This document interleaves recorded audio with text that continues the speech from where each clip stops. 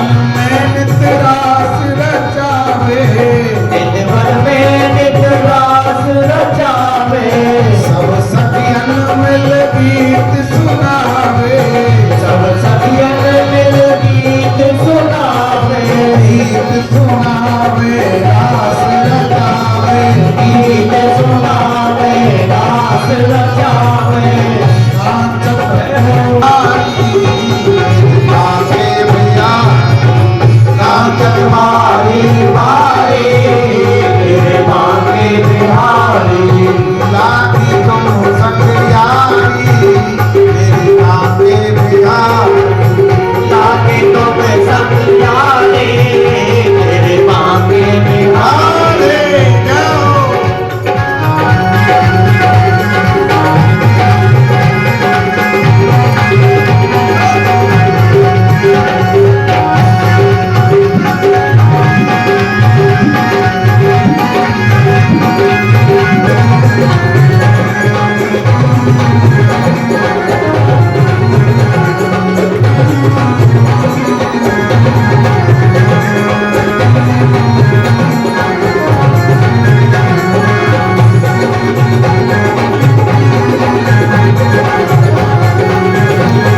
प्यारे हो तुम श्री हरिदास के प्यारे हो तुम, मेरी भी आंखों के तारे हो तुम, मेरी भी आंखों के तारे हो तुम, प्यारे हो तुम, चरण कमल बलिहारी मेरी आगे बिहारी, चरण कमल बलिहारी मेरे मांगे बिहारी, आगे बिहारी मेरे कुंज बिहारी, मांगे बिहारी मेरे कुंज बिहारी, कुंज बिहारी मेरे आगे बिहारी, लागी लागी तुम सखियारी मेरी आगे बिहारी, लागी तुम्हें सब यारी तेरे मांगे बिहारी, लागी तुम सखियारी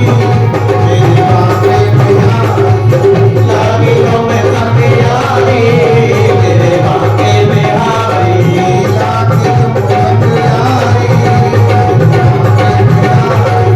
लागी तुम्हें सब यारी तेरे मांगे बिहारी।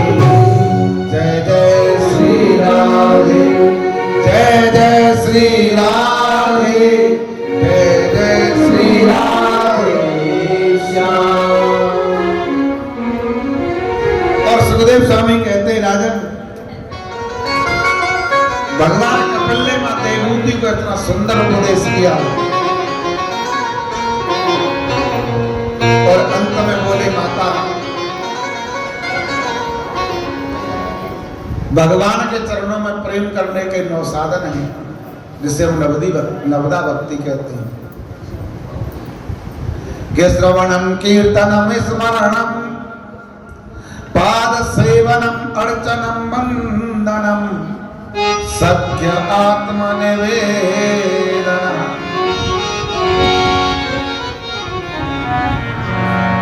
श्रवणम माता परमात्मा की कथाओं को श्रवण करें,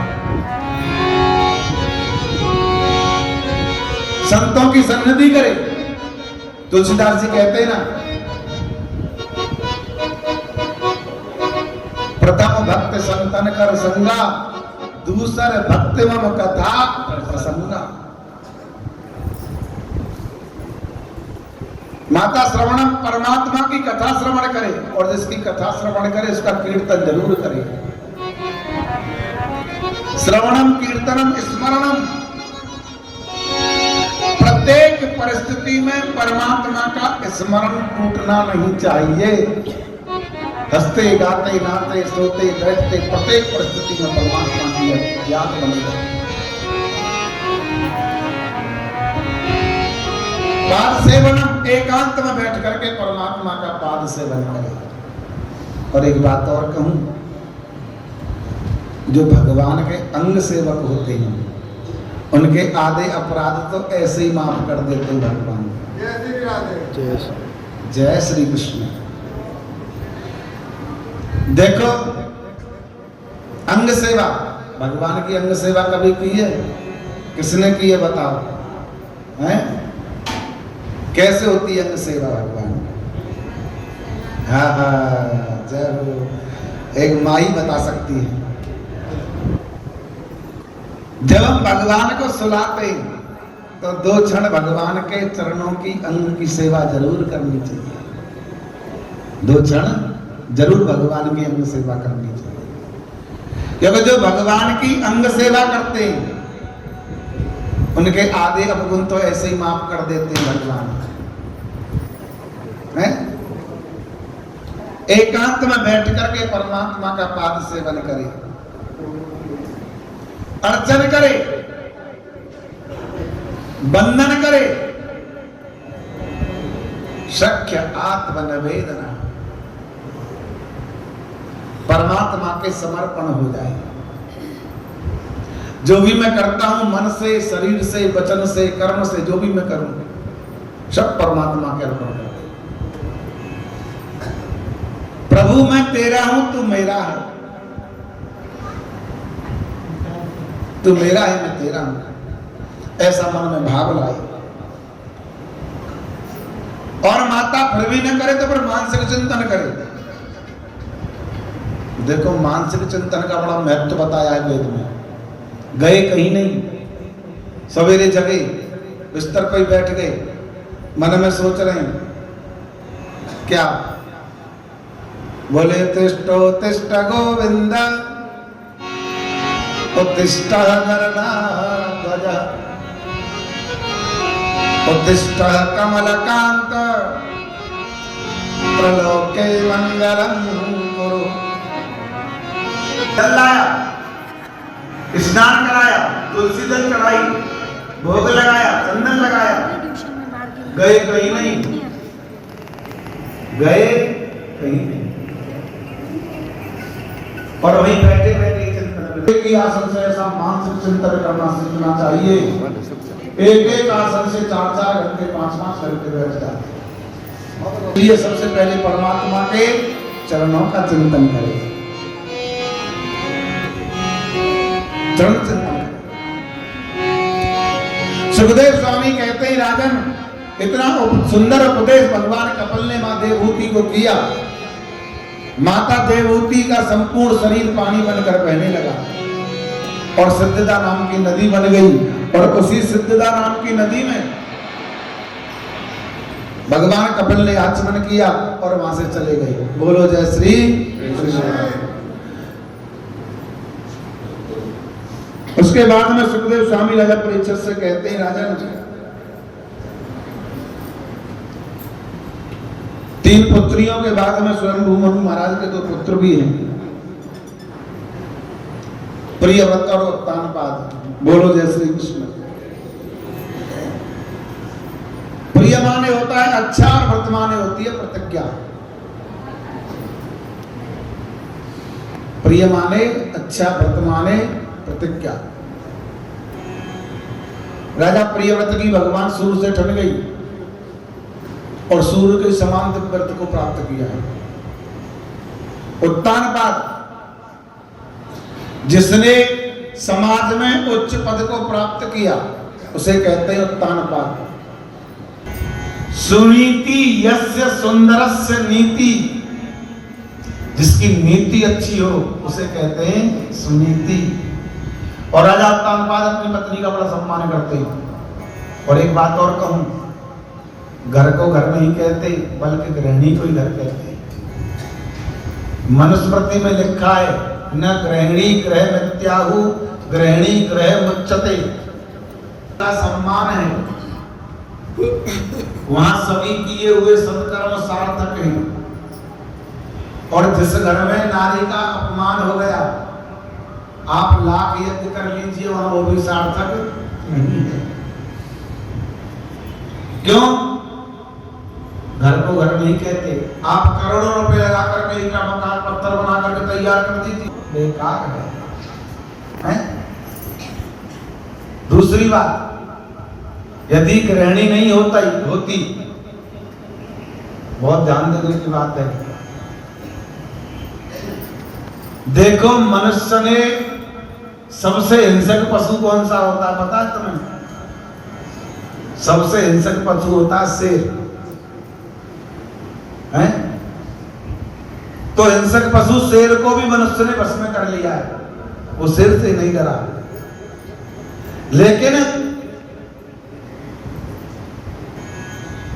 यदि पत्नी नहीं होती, गृहिणी नहीं होती, तो शायद मनुष्य किसी से नहीं डरता। बोलो जय श्री कृष्ण। हकीकत है ये, अपनी अपनी घरवाली से सबको डर लगता है, वेद की बात है, हैं? नारी नर की होती, नारी नारी का देखो नर होता, नारी डर की घंटी, नारी नारी का सबको डर होता, नारी कर की चंचल, नारी नारी बिन नीचा कर होता, नारी घर की शोभा, नारी नारी बिन सोना घर होता। जिस घर में नारी का सम्मान है, गृहिणी का सम्मान है, राजा उत्तानपाद भी अपनी पत्नी सुनीति का बड़ा सम्मान करते हैं। एक दिन राजा उत्तानपाद जंगल में गए और वहां एक राजकन्या को देखा जिसका नाम है सुरुचि। सुरुचि थोड़ी सुंदर थी। सुरुचि की सुंदरता पर राजा उत्तानपाद मोहित हो गए और बोले, देवी तुम्हें मेरे घर चलना पड़ेगा। उसे घर ले आए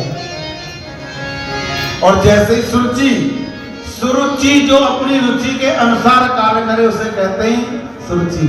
सुनना किसी का नहीं है, जहां जाना है वहां जाना है, जो खाना है वो खाना है।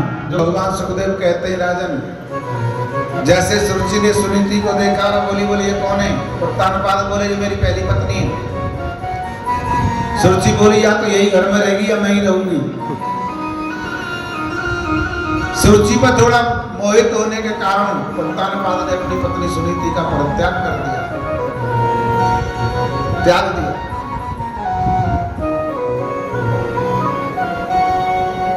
सुनीति को महल से बाहर निकाल दिया और महल के बाहर एक जगह दे दी, उसी महल में रहने लगी। एक दिन राजा उत्तानपाद जंगल में शिकार खेलने के लिए गए और शिकार खेलते खेलते मार्ग भटक गए, रात्रि हो गई।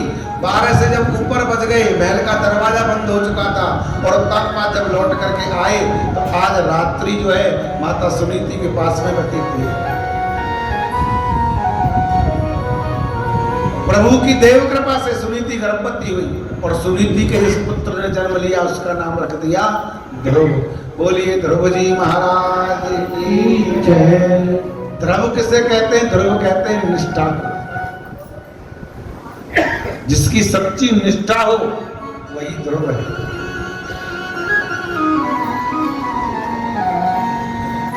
माता सुनीति ने अपने मन में संकल्प कर लिया कि अपने पुत्र को यशस्वी मनस्वी तेजस्वी बनाऊंगी। और एक और बात देखो, माँ यदि चाहे तो अपने बच्चे को एक बहुत बड़ा संत, बहुत बड़ा महात्मा, बहुत बड़ा ज्ञानी बना दे,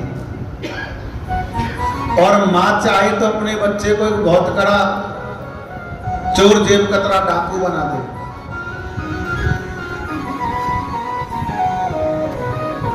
और माँ यदि चाहे तो अपने पुत्र को एक बहुत बड़ा अफसर बना दे, क्योंकि पहला गुरु माँ ही होती है। तीसरी बात, होनहार बिरबान के लखत चीकने पात। ध्रुव जी बड़े हुए, सुनीति कहती चलो संतों को प्रणाम करो, प्रणाम किया, चलो हनुमान चालीसा का पाठ करो। और जहां संत वहीं ध्रुव जी को लेकर के जाती माता सुनीति, वहीं लेकर के जाती। संतों की बड़ी सेवा करती है सुनीति। एक दिन संत सेवा से प्रसन्न हो गए, बोले बेटी वरदान मांगो, तुमने बड़ी सेवा की। सुनीति बोले बाबा क्या मांगू? मांगने से तो व्यक्ति धोखे में रह जाता है? क्यों मांगू और क्या मांगना? क्या मांगना? कि तुलसी बो नर मर चुके, जो कहूँ मांगन जाए, पर उनसे पहले वो मरे, जिन मुख सो निकलत राय। दक्षिण में एक संत हुए रामचंद्र दास जी। तो एक दिन रामचंद्र दास जी राम जी की पूजा कर रहे थे, और पूजा करते करते क्या मांग रहे राम जी से, हैं? क्या मांग रहे? प्रभु, आज तक मैंने तुमसे कुछ नहीं मांगा, लेकिन आज मैं कुछ कहना चाहता हूं। संत कह रहे हैं, बोले प्रभु मुझे इतना आशीर्वाद दो कि मेरे मन में कभी तुमसे कुछ मांगने का अंकुर ही न पैदा हो। ये क्या मांग रहा है? और यदि मैं मांगू, मैं ये गलती कर दूं, तो भगवान तुम गलती मत करना, क्योंकि मैं यदि मांगू तुम्हें, पर तुम न देना कुछ मुझे, वरना आसक नहीं मजदूर हो जाऊंगा। महाराज मैं गलती करूं भी, मैं कुछ मांगू भी, तो आप देने की गलती मत कर देना, नहीं तो पर मेरा और आपका संबंध क्या रहा। मैं दुकान पर गया, बोला बोल लाला जी चीनी दे दो, 1 किलो चीनी मांगी, मैंने 40 रुपए दे दिए सेठ जी को, और चीनी लेके घर आ गया, तो मेरा और सेठ का संबंध क्या रहा है? मैंने चीनी मांगी, सेठ ने चीनी दी, और बदले में मैंने 40 रुपए दे दिए, तो मेरा और उनका संबंध वहीं समाप्त हो गया। ऐसे ही प्रभु, यदि तुमने मेरी सेवा के बदले मुझे कुछ दे दिया, मैंने कुछ मांग लिया, तो फिर मेरा और आपका संबंध क्या है? भगवान मैं गलती करूं भी, तो तुम गलती मत करना, मुझे देर मत देना। लेकिन यहाँ तो कल जुग के संत हैं, बड़ी उसी लिस्ट बना लेंगे, मौका मिल गया तो कि आज कुछ भी चीज छोड़नी नहीं है, सब कुछ मांग लेना है भगवान से, है? मांगने से व्यक्ति धोखे में, भगवान कोई धन मांगता दे देते, कोई दौलत मांगता दे देते, ऐश्वर्य मांगता दे देते, संतान मांगता दे देते, कोई मुक्ति मांगता दे देते, लेकिन जो कभी कुछ नहीं मांगता, उसे तो मेरे प्रभु अपने आप को ही दे देते हैं। बोलो जय श्री। सुनीति बोली, सुनीति से बोले मांग बेटी मांग, मित्र सटल हो गए। बोले बेटी, जिसकी वजह से राजा ने तुम्हारा परित्याग कर दिया, आज उसके लिए तुम ये क्यों मांग रही हो? बोले बाबा देना है तो इतना ही दो। और संतों के नेत्र सजल हो गए। बोले बेटी, तेरे जैसी नारी, तेरे जैसी बेटी जिस घर में पैदा होगी, उस घर की तो 21 पीढ़ियां तर जाएंगी। 7 पीढ़ी ससुराल पक्ष की, 7 पीढ़ी मातृ पक्ष की, और 7 पीढ़ी पितृ पक्ष की। संत वरदान दे करके चले गए। सुरुचि के भी पुत्र हुआ, उसका नाम उत्तम रख दिया। कि एकदा सुरुचे पुत्र कुमारो प्यलानन, उत्तमम नाम रक्षन्तम ध्रुव राजाभिनन्दिता। एक दिन उत्तानपाद सुरुचि पुत्र उत्तम को अपनी गोदी में लेकर के खिला रहे थे। तभी ध्रुव जी ने देखा और ध्रुव जी दौड़े दौड़े आए, पिताजी पिताजी मुझे भी गोदी में लो। और जैसे ही गोदी में लेने के लिए हाथ आगे किए, सुखदेव जी कहते हैं तुरंत सुरुचि ने रोक दिया और आप इस सिंहासन पर नहीं बैठ सकते। ध्रुव जी बोले मेरी तो पिता है। सुरुचि बोली तुम्हारे पिता हुआ तो क्या हुआ, मैं तो तुम्हारी माता नहीं हूं। पहले जंगल में जाओ, भजन करो, भगवान को प्रसन्न करो, और जब भगवान प्रसन्न होकर के आए तो उनसे कहना कि अब की बार मुझे जन्म मिले तो माता सुरुचि के गर्भ से मिले, ताकि मैं सिंहासन पर बैठने का अधिकारी बनूं, अधिकारी बनूं। यहां सुरुचि ने ध्रुव जी का ही नहीं, भगवान का भी अपमान किया। भगवान का भी अपमान किया। सुखदेव स्वामी कहते हैं, राजन ध्रुव जी रोते रोते सुनीति के पास में गए और सुनीति से बोले, माता मैं सत्य कहता हूं, माता सुरुचि के एक एक शब्द का बदला लेकर के मानूंगा। तुरंत सुनीति ने ध्रुव जी के मुख को बंद कर दिया। बोले, बेटा दूसरों के अमंगल की कामना नहीं करते, जो दूसरों के अमंगल की कामना करते हैं भगवान उनका स्वयं मंगल कर देते हैं। बोलो जय श्री और जय श्री कृष्ण। राजा प्राचीन वरी पर उन्हें ज्ञान कराया भगवान ने। प्राचीन वरी ने यज्ञ पर यज्ञ आगमन हुआ, आगमन हुआ। प्राचीन वरी ने स्वागत किया। बोले, बाबा क्यों रोते हो? बोले, राजा मैंने पापी बहुत देखे लेकिन तेरे से बड़ा पापी नहीं देखा। चाहते क्यों? बोले, क्यों? बोले, देखो ऊपर हजारों बकरे, हजार जीव जंतु अपना अपना मुंह खोल करके खड़े हैं।